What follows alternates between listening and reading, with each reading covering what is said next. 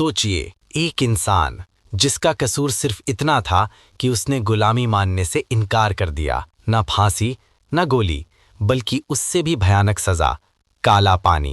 ये कोई आम जेल नहीं थी।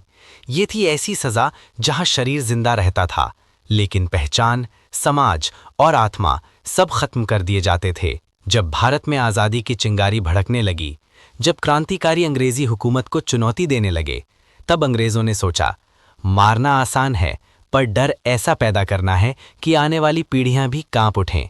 और यहीं से जन्म हुआ काला पानी की सजा का। भारत से हजारों किलोमीटर दूर, समंदर के बीचों बीच, अंडमान निकोबार की वीरान जमीन पर एक जेल बनाई गई, सेल्यूलर जेल। इस जेल का मतलब था भारत से हमेशा के लिए काट देना। उस दौर में समंदर पार करना पाप माना जाता था। जाति टूट जाती थी, समाज खत्म हो जाता था, परिवार से रिश्ता टूट जाता था, और अंग्रेजों ने इसी मानसिक डर को हथियार बनाया। जो भी क्रांतिकारी जरा सा भी खतरनाक लगता, चाहे वो विद्रोही सिपाही हो, लेखक हो या आज़ादी की बात करने वाला नौजवान हो, उसे सीधा भेज दिया जाता काला पानी। एक तरफ आज़ादी का सपना, दूसरी तरफ समुद्र की अनंत दूरी। जिन्हें काला पानी भेजा गया, उनका नाम अखबारों से मिटा दिया गया। परिवार को बताया गया, अब वो कभी वापस नहीं आएगा। सेल्यूलर जेल में हर कैदी को अकेली कोठरी में रखा जाता। बात करने की इजाजत नहीं, देखने की इजाजत नहीं, बस खामोशी और डर।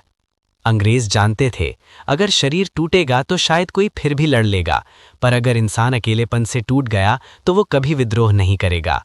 कई क्रांतिकारी बरसों तक सूरज की रोशनी देखे बिना जिंदा रहे। उनका अपराध सिर्फ एक था, भारत को आज़ाद देखना। वीर सावरकर, बटुकेश्वर दत्त जैसे नाम इसी काले पानी से जुड़े हैं। पर अंग्रेजों की सबसे बड़ी हार यही थी कि ये जेल भी क्रांति की आग को बुझा नहीं सकी। काला पानी डर की सजा थी, लेकिन उसने डरपोक नहीं बल्कि और मजबूत क्रांतिकारी पैदा किए। जब आज हम आज़ादी की हवा में सांस लेते हैं तो याद रखिए, इस हवा में काला पानी की उन कोठरियों की खामोश चीखें भी शामिल हैं।